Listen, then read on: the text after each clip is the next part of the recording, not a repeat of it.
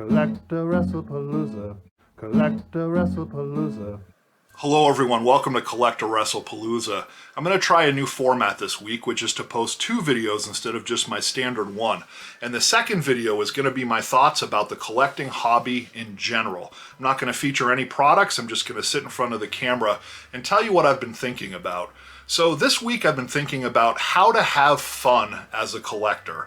A lot of folks that get into the hobby do so because they want to profit from it or they want to fund their personal collections, and that's great. I think if that's your goal, continue to do so, and if you're having fun doing that, that's great.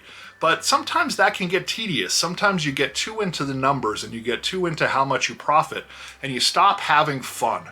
So here are a couple tips about how to have fun as a collector. Tip number one, collect what you like. The hobby is always going to go up and down, and there's no way to predict that. Anyone that thinks they know when the hobby is going to start spiking or when the hobby is going to start waning is foolish. You don't know. The future is uncertain. A lot of forces beyond your control are dictating that, and just accept that reality. You don't know. So you want to make sure that you collect things that even if the hobby starts to wane after you buy them, you're not going to be disappointed that you own that piece. Don't collect things you don't like. It's a foolish trap, and it's not going to get you anywhere in terms of having fun as a collector. Tip number two, always be buying and selling. Same situation. The market is going up, the market is going down. It's a wild ride. You're trying to predict so that you buy at the bottom and sell at the top. You don't always hit it right. If you're always buying and selling and turning your inventory, the tops and the bottoms don't matter as much because you're always going to be engaging in buying and selling every step of the way. So what you're looking for is good values. You want to buy something that's under market price as opposed to buy something speculating that it's going to go up.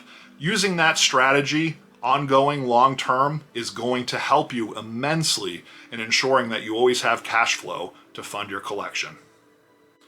Tip number three, don't get in too deep. Now this is the most important tip on this video. Don't spend more money than you have, and don't spend so much money that you're in a place where you have to sell. Again, the market crashes and you have to liquidate inventory for less than it's worth. You don't want to be in that position.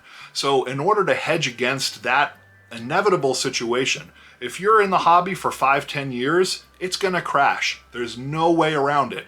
Things can't always be going up all the time. So if you're in a situation with your cash that you have too much invested in the hobby and you have to sell below market when the market crashes, you're not going to be happy long term. In the back of your mind, you should always be thinking, this market might crash. What's going to happen when it crashes? Am I going to be okay? So I always advocate to do this as a side hustle. Don't get in too deep.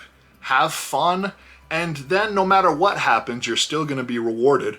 And if you make money, that's a bonus. That's the best way to approach the hobby. That's what I'm doing, and I hope that that helps you as well. I want everyone out there to have fun as a collector. It's a great thing to do. It's a lot of fun. It's a great thing to do on the weekend and to make your work week much more manageable, because you know that on the weekend you can make a video and buy some products and, engage in the hobby that you love. So I hope that you found these tips helpful. If you did, be sure to like and subscribe. This video goes a long way in helping me to stay motivated, and have a great week. CollectAWrestlePalooza. CollectAWrestlePalooza.